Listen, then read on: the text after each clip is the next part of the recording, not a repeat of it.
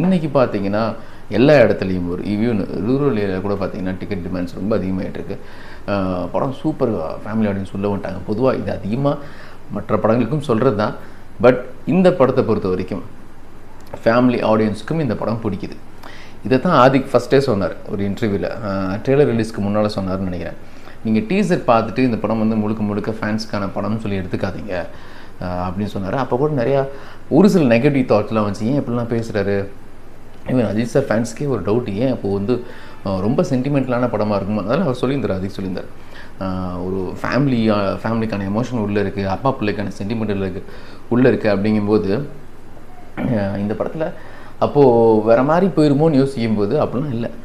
படம் வந்து எல்லாத்துக்கும் பிடித்தமான ஒரு ஜனரஞ்சகமான படம் அப்படின்னு ஆதிக் அப்போ சொல்ல வந்தார். அது இப்போ நடந்துகிட்ருக்கு.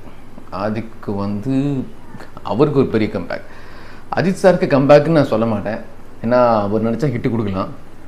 இந்த படம் வந்து அவர் வந்து எப்பவுமே ஒரு இயக்குனரை நம்பிட்டு அவர் பாட்டுக்கு நடிச்சுட்டு போயிட்டே இருப்பார். நிறையா எக்ஸ்பெரிமெண்டல் ஃபிலிம்ஸ் ட்ரை பண்ணார், வித்தியாசமான படங்கள் பண்ணணுன்னு ட்ரை பண்ணார். ஆனால் இந்த படத்தை பொறுத்த வரைக்கும் தலை ஏகே உங்களை நாங்கள் இப்படி தான் பார்க்க ஆசைப்பட்றோம். ஏன்னா இந்த கதாபாத்திரம் எல்லாருக்கும் சூட் ஆகாது. ஒரு டான் மாதிரி ரோல் வந்து எல்லாருக்கும் சூட் ஆகாது. அவங்க ஆசைப்பட்டால் கூட நடித்தா நல்லா இருக்காது. ஏகேக்கு வந்து ரொம்ப ஈஸியாக அந்த கேரக்டர் வரும். பில்லாலிருந்து மங்காத்தா, ஒரு நெகட்டிவ் ஷேடு உள்ள ஒரு நக்கல் பிடிச்ச ஒரு ஆளாக பேசுகிற விஷயம் வந்து அவர் அசால்ட்டாக பண்ணுவார். ஸோ அதுக்கான ரிசல்ட் தான் குட் பேட் அக்லி படத்தினுடைய இந்த பிளாக் பஸ்டர் சக்ஸஸ். படத்தினுடைய வசூல் அப்படின்னு சொல்கிறதா இருந்தால், முதல் நாள் வசூல் வந்து அவங்க மைத்திரி அவங்க அனௌன்ஸ் பண்ணியிருந்தாங்க 30+ crores அப்படின்னு சொல்லி.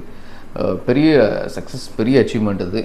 சில பேர் என்கிட்ட கேட்பாங்க, அஜித் சார் ஃபேன்ஸ் நான் பேசுனேன், ஒரு சிலர் கேட்பாங்க, என்னங்க அதிகமாக கலெக்ட் பண்ணியிருக்கணுமே, கம்மியாக இருக்கே, நாங்கள் ஒரு 35 அப்படிலாம் வரணும்னு எதிர்பார்த்தோம். ஆக்சுவலாக இதுக்கு முன்னால் ஒரு சில படங்கள் வந்து இதை விட ஜாஸ்தி கலெக்ட் பண்ணியிருக்கலாம். அதுக்கு முக்கியமான காரணம் பார்த்தீங்கன்னா, அந்த சமயத்தில் ஸ்பெஷல் ஷோஸ் இருந்துச்சு. 5 o'clock ஷோஸ், 7 o'clock ஷோஸ் இருந்துச்சு. அந்த மாதிரி ஸ்பெஷல் ஷோஸ் எதுவுமே இல்லாமல் 9 o'clockலேருந்து ஷோ ஸ்டார்ட் ஆகி இந்த 30+ crores ஃபஸ்ட் டே கலெக்ஷன் தமிழ்நாடுங்கிறது பார்த்தீங்கன்னா இமாலய சாதனை, பெரிய விஷயம்.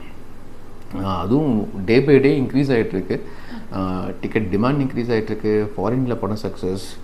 ஸோ இதுக்கப்புறம் இந்த படத்தினுடைய வசூல் வந்து எந்த அளவுக்கு இருக்கும் அப்படின்னா, முதல் 4 நாட்கள் முடிவில் சண்டே வரைக்கும், வியாழன் வெள்ளி சனி ஞாயிறு, இந்த 4 நாட்கள் முடிவில் அசால்ட்டாக 200 கோடியை க்ராஸ் பண்ணியிருக்கோம். அசால்ட்டாக க்ராஸ் பண்ணியிருக்கோம். இன்றைக்கும் லீவு, பெருசாக ஃபேமிலி ஆடியன்ஸ் சொல்ல வந்துட்டுருக்காங்க. அப்படி பார்க்கும்போது 5 நாட்கள் முடிவில் 250